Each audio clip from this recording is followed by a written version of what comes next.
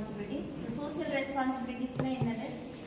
ஒரு business மேன்னா so அவங்க பண்ண வேண்டிய ரெஸ்பான்சிபிலிட்டியில் இது ஒரு முக்கியமான ஒரு ரெஸ்பான்சிபிலிட்டி. அது சோசியல் ரெஸ்பான்சிபிலிட்டி அப்படின்னு என்னது கேள்விப்பட்டிருக்கீங்களா? சோசியல் ரெஸ்பான்சிபிலிட்டிஸ்னால் என்னது? சமூக சேவை. அப்புறம் நம்ம வெளியே வந்து நடக்கிற விஷயத்தை பற்றி நம்ம விசாரிச்சு அவங்களுக்கு ஹெல்ப் பண்ணுறது. சரி, அப்புறம் வேற ஒரு பிசினஸ் மேனா யோசிச்ச மாதிரி சொல்லுங்க. நம்ம எவ்வளவு பிசினஸ்ல ப்ராஃபிட் கிடைக்குது அவங்க மக்களுக்கு உதவி செய்யும். அந்த ப்ராஃபிட் இதெல்லாம் தான் சோஷியல் ரெஸ்பான்சிபிலிட்டிஸ் அப்படிங்கிறீங்க. சரியா? ஸோ சோஷியல் ரெஸ்பான்சிபிலிட்டிஸ் அப்படின்னு என்னன்னா, அதாவது ஒரு பிஸ்னஸ்மேன் வந்து வாலண்டரியாக போய் சொசைட்டிக்கு ஹெல்ப் பண்ணுறது தான் சோஷியல் ரெஸ்பான்சிபிலிட்டி. இதை வந்து கார்பரேட் சோஷியல் ரெஸ்பான்சிபிலிட்டின்னு சொல்லுவாங்க.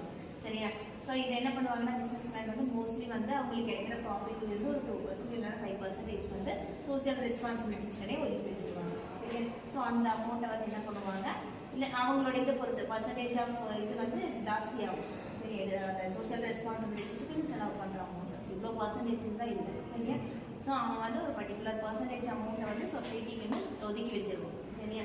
ஸோ இவன் இந்த மாதிரி பண்ணுறது மூலிமா என்ன யூஸ்னா, அவனோட பிராண்ட் இமேஜ் இன்க்ரீஸ் ஆகும். நம்ம கம்பெனியோட பிராண்ட் இமேஜ் வந்து இன்க்ரீஸ் ஆகும். ஸோ அப்படி இருந்தால் கண்டிப்பாக ப்ராஃபிட்டை மேக்ஸிமைஸ் பண்ணிக்கலாம். சரியா? ஸோ அவனோட மெயின் எய்மே வந்து என்னென்னா ப்ராஃபிட்டை மேக்ஸிமைஸ் பண்ணணும் அப்படின்னு சொல்லி தான் சொசைட்டிக்கு வந்து வாலண்டியாக போய் ஹெல்ப் பண்ணாங்க. சரியா? ஸோ அவனோட ப்ராடக்ட்டை வந்து வெளியில் சொசைட்டிக்கு வந்து அவன் பிரபலப்படுத்துகிற மாதிரி இது ஒரு வகையான ப்ரொமோஷன் தான். அவனோட ப்ராடக்ட்டை ப்ரொமோட் பண்ணுறது தான். சரிங்களா? Social responsibility. சோஷியல் ரெஸ்பான்சிபிலிட்டிஸ்னால் என்னென்னா, வாலண்டரியாக போய் சொசைட்டிக்கு நம்ம ஹெல்ப் பண்ணுறது. சரியா? சொசைட்டிக்கு மட்டும் இல்லை, இவன் வந்து ஸ்டேக் ஹோல்டர்ஸ்க்கும் ஹெல்ப் பண்ணுறது தான் சோஷியல் ரெஸ்பான்சிபிலிட்டிஸ் இருக்குது. ஸ்டேக் ஹோல்டர்ஸ்னால் யார்? யார்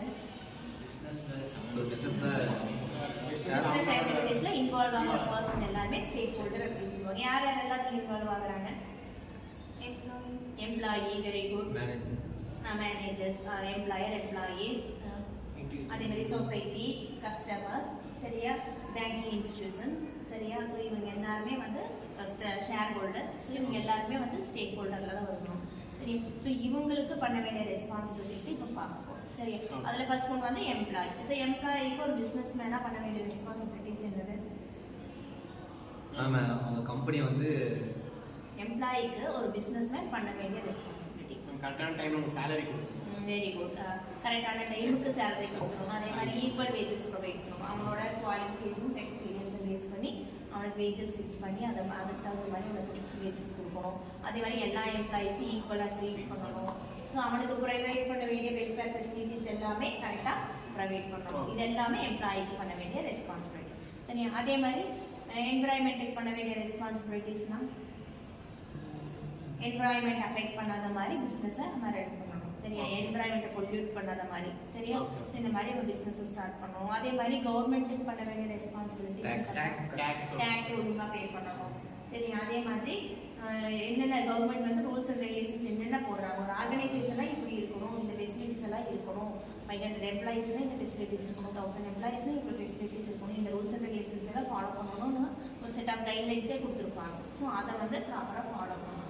சரியா? நெக்ஸ்ட்டு அதே மாதிரி கஸ்டமர்ஸ்க்கு பண்ண வேண்டிய ரெஸ்பான்சிபிலிட்டிஸ்னால் அவங்களுக்கு சாட்டிஸ்ஃபேக்ஷன் ஏற்ற மாதிரி ஸோ அவங்களோட எக்ஸ்பெக்டேஷன்ஸ், அவங்களோட நீட்ஸ் அண்ட் கான்செப்ட் அந்த மாதிரி ப்ராடக்டை மேனுஃபேக்சர் பண்ணி சேல் பண்ணணும். அதே மாதிரி இந்த ப்ராடக்டை மேனுஃபேக்சர் பண்ணும்போது எந்த ஒரு அடல்ட்ரேஷனும் இருக்கக்கூடாது.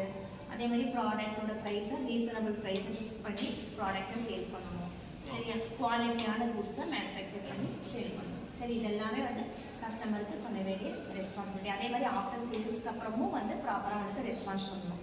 சரி, பிஃபோர் சேல்ஸுக்கு மட்டும் அவனுக்கு ரெஸ்பான்ஸ் பண்ணாமல் அவன் எப்படி ப்ராடக்ட்டை வாங்கிட்டு போனதுக்கப்புறமும் என்ன பண்ணணும், அவனுக்கு ப்ராப்பராக ரெஸ்பான்ஸ் பண்ணணும். சரியா? ஸோ கஸ்டமர் சர்வீஸும் பெஸ்ட்டாக கொடுக்கணும் அப்படின்னு சொல்கிறாங்க. சரியா? ஸோ நெக்ஸ்ட் அதே மாதிரி பேங்கிங் இன்ஸ்டிடியூஷன்ஸுக்கு என்ன பண்ணணும், லோன் வாங்கியிருப்பான். சரியா? அதாவது அவனோட பிஸ்னஸை டெவலப் பண்ணுறதுக்காக லோன் வாங்கியிருப்பான் இல்லையா?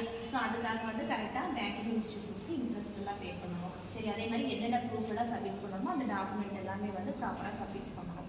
சரி, அதே மாதிரி இன்வெஸ்டர்ஸ், ஷேர் ஹோல்டர்ஸ்க்கு பண்ண வேண்டிய ரெஸ்பான்சிபிலிட்டி. சரி, எல்லா ஷேர் ஹோல்டர்ஸ்க்கும் ஈக்குவல் ரைட்ஸ் கொடுக்கணும். சரி, எல்லா இன்ஃபர்மேஷன்ஸும் எந்த அளவுக்கு இன்வெஸ்ட்மெண்ட் பண்ணியிருக்காங்களோ இன்வெஸ்ட்மெண்ட்டுக்கு தகுந்த மாதிரி அவனுக்கு ஷேரை பிரிச்சு கொடுக்கணும். அது மட்டும் இல்லாமல் எல்லா இன்ஃபர்மேஷன்ஸும் மகேஷ் சொன்ன மாதிரி டீட்டெயில் இன்ஃபர்மேஷன்ஸை அப்பப்போ வந்து என்ன பண்ணணும், ஷேர் ஹோல்டர்ஸ்க்கு பாஸ் பண்ணணும். இது எல்லாமே ஷேர் ஹோல்டர்ஸ்க்கு பண்ண வேண்டிய ரெஸ்பான்சிபிலிட்டி. சரியா? புரிஞ்சுதா? யாராவது எம்ப்ளாயிஸ்க்கு பண்ண வேண்டிய ரெஸ்பான்சிபிலிட்டிஸ் என்ன? மேம் எம்ப்ளாய்க்கு வந்து அவங்களோட சாட்டிஸ்ஃபேக்ஷனுக்கு ஏற்ற மாதிரி வரும் மேம். அவங்களுக்கு கரெக்டான டைமில் வேஜஸ் பண்ணணும். சரி, அதே மாதிரி என்விரான்மெண்ட்டு pollution பண்ணணும். அதே மாதிரி கவர்மெண்ட்டுக்கு கரெக்டாக டாக்ஸ் கஸ்டமர்ஸ்க்கு